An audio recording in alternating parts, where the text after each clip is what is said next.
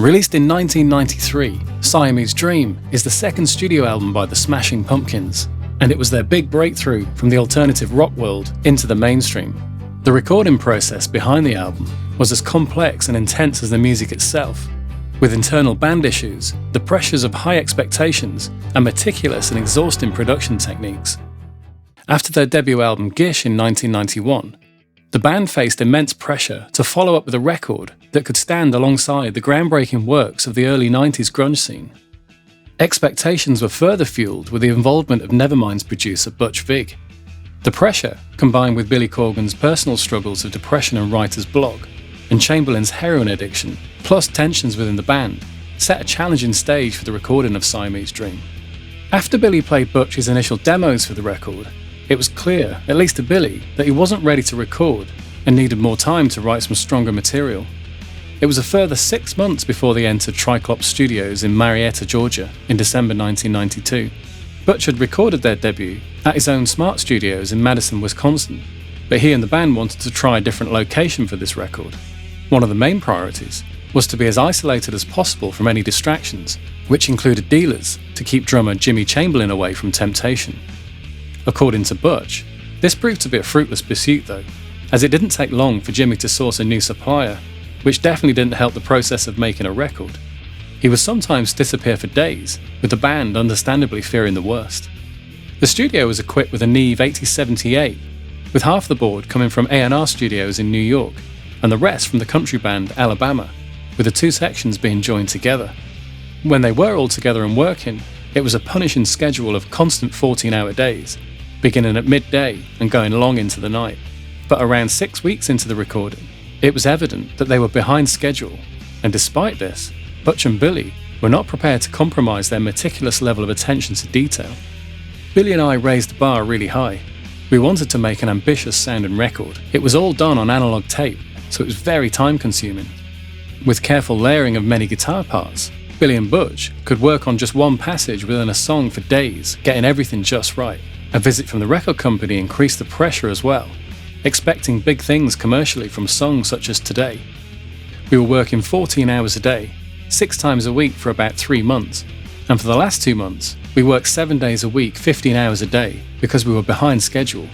A controversial solution they came up with for speeding up the process was for Billy to play the bass himself, leaving bassist Darcy Retzky effectively redundant except for the track Luna, which was the only track she played on.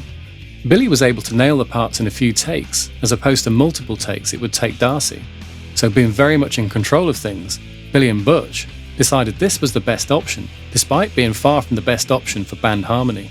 Engineer Jeff Tomey said that Billy played 90% of all the guitars that ended up on the record. Billy's main guitar at the time was his Tobacco Burst Eric Clapton 57 reissue Stratocaster, that would later become modified and known as the Bat Strat. This Strat had the blue, silver and red lace sensor pickups installed, with the blue pickup in the neck, silver in the middle and red on the bridge. He also had a 1971 Fender Jaguar for the session that he joked was used for sad tones. Guitar emits sad tones, very sad tones. There were a few different guitars used along the way, including different Strats, a Mustang and a Les Paul, but perhaps the most distinctive guitar used was his green Teisco guitar nicknamed Mayonnaise, used naturally on the chorus of the track Mayonnaise, with feedback howling out of this $60 pawn shop guitar.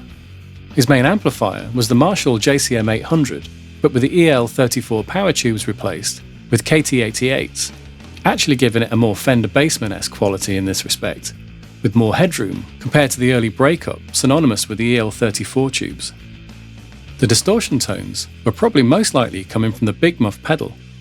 The particular version he had was from the late 70s and it contained op amps, as opposed to transistors, which gave it a more harsh distortion sound.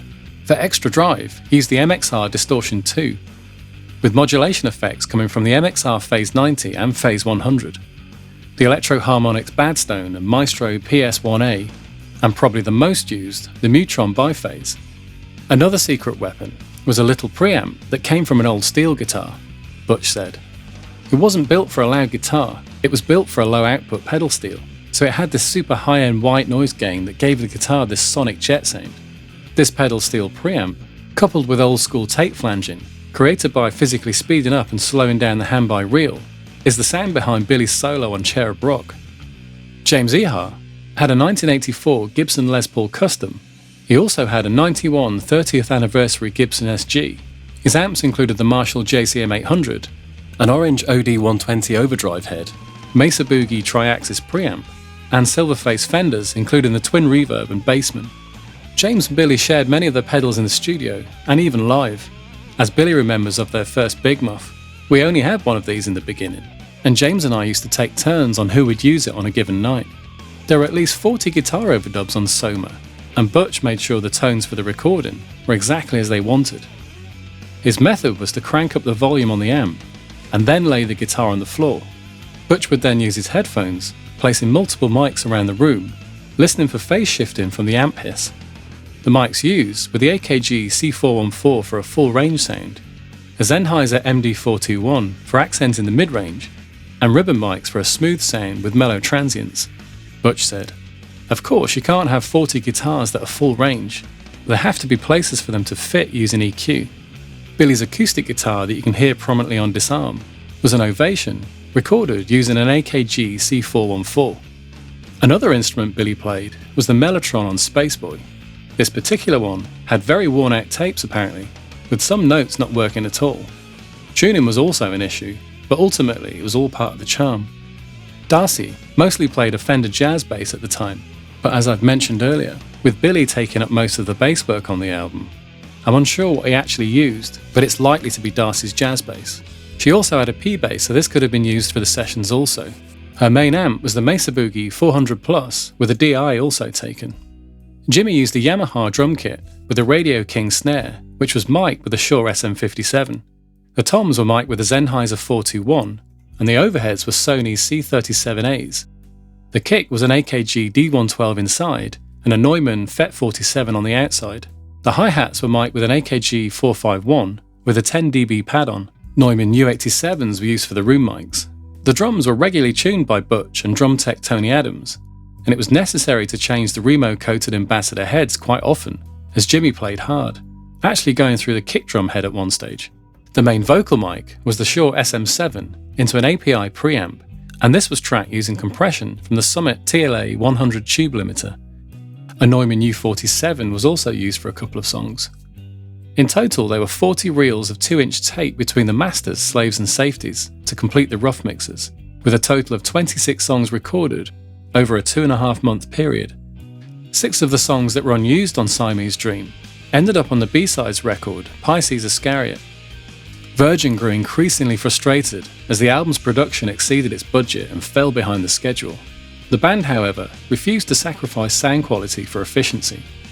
By the time the recording wrapped up, both Butch and Billy were too drained to handle the mixing. Recognizing the need for fresh ears, Billy recommended engineer Alan Moulder, inspired by his work on Loveless by My Bloody Valentine. Though Moulder initially set out 2 weeks for the mixing, the process stretched to 36 days. Ultimately, the album took 4 months to complete and ran $250,000 over budget. Siamese Dream made an immediate impact on its release, soaring to number 10 on the Billboard 200, cementing the Smashing Pumpkins' prominence. Its success was worldwide, earning certifications in multiple countries and selling over 5.6 million copies worldwide. Critics lauded the album's ambitious scope and rich sound, leading to widespread acclaim, Grammy nominations, and recognition from major music publications.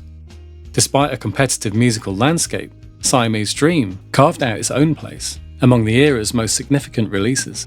Today, its legacy is of one of the great rock albums of the 90s. Their relentless pursuit of perfection amidst their personal problems, in the end, proved to be an enduring triumph.